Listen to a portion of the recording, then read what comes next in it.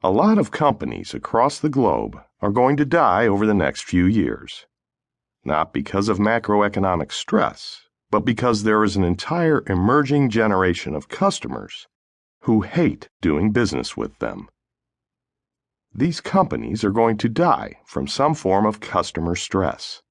Death may come as the result of self-inflicted wounds the company should have known to avoid, which means it is kind of like suicide.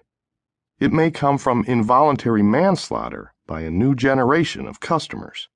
Or these new kinds of customers may just outright murder companies they decide should be put out of their misery.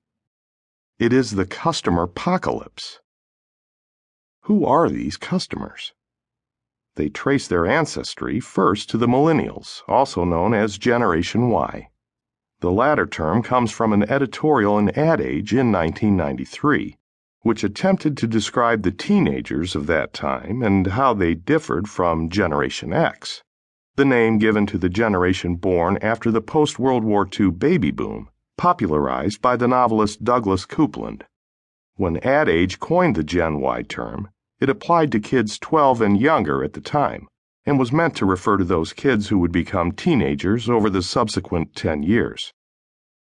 The millennials term is widely credited to William Strauss and Neil Howe from work first published in 1991. You may also have heard of them referred to as Generation We, Generation Next, and the Net Generation. They account for about 75 million people in the United States alone.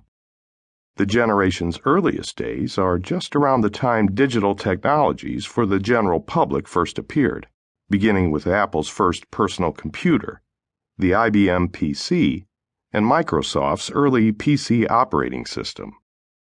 They grew up with digital technology and came of age as it, too, came of age, beginning its slow, steady march to ubiquity.